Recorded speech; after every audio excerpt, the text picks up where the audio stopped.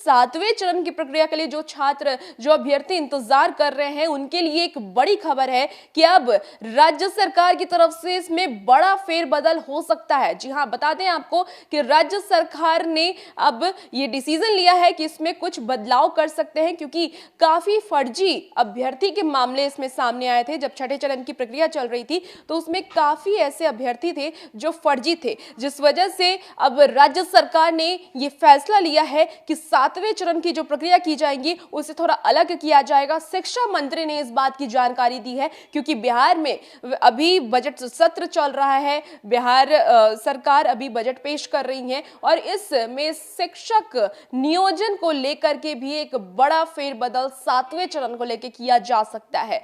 क्या कुछ बदलाव हो सकता है, आइए हम आपको इस वीडियो में बताते हैं कि सरकार इस बार क्या बदलने का सोच रही है। बता दें आपको कि जानकारी मिली है कि सातवें चरण की शिक्षक बहाली में बड़ा फेरबदल हो सकता है। मार्च में सातवें चरण को लेकर सरकार बड़ी घोषणा कर सकती है। इससे जुड़ी घोषणा मुख्यमंत्री नीतीश कुमार विधानसभा के चल रहे बजट सत्र में भी कर सकते हैं।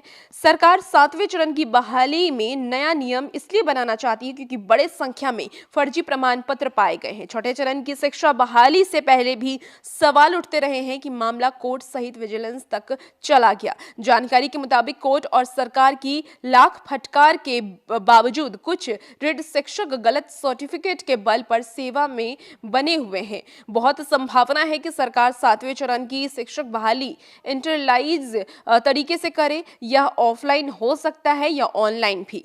इससे अभ्यर्थियों को घूम घूम कर विषयवार सीट के हिसाब से आवेदन नहीं करना पड़ेगा और काउंसलिंग से जुड़ी पेचीदार में भी राहत मिलेगी। कई आवेदन भरने के बजाय एक ही आवेदन भरना पड़ेगा। इसके लिए कई नियमावली बनाने के लिए सरकार कोई कमेटी का गठन भी कर सकती है। सातवें चरण की बहाली जब नियोजन के जरिए नहीं होगी तो इसे किसी आयोग को सौंपा जा सकता है।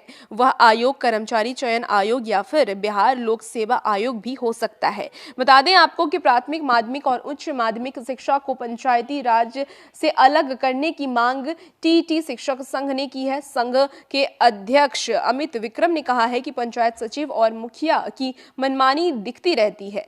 टीटी पास शिक्षकों को बेहतर पे स्किल देने की बात सुप्रीम कोर्ट ने पहले ही की थी। इसके लिए सरकार को अलग कैडर बनाना चाहिए। राज्य सरकार इसके लिए संशोधन लाती है कि नहीं, इसका इंतजार भी शिक्षक अभ्यर्थियों को है। तो इस तरीके से बताएं आपको कि जो फर्जीवाड़े हो रहे थे उसे लेकर के सरकार ने ये बड़ा फैसला लिया है। सरकार ने कहा है कि आने वाले समय में इनको रोकने के लिए कुछ नया फेरबदल हो सकता है, कोई नई तरीके से सातवें चरण की काउंसलिंग हो सकता है कि छठे चरण जिस तरीके से हुई है उससे कुछ अलग करें। और अभ्यर्थियों के लिए राहत भरी खबर इसलिए है क्योंकि जो अभ्यर्थी घूम घूम के अलग अलग जगह पे फॉर्म भरते थे और उन्हें काफी ज्यादा पेचीदा तरीके से फॉर्म वगैरह भरना पड़ता था, काफी दिक्कतें होती थी कई छात्रों को, उनके लिए अब सुविधा हो सकती है कि एक ही जगह फॉर्म भराए जाएंगे। तो ये सब नए नियम सरकार की तरफ से लाए जा सकते हैं। सातवें चरण की जो प्रक्रिया होगी उसमें ये नई तरीके से प्रक्रिया हो सकती है।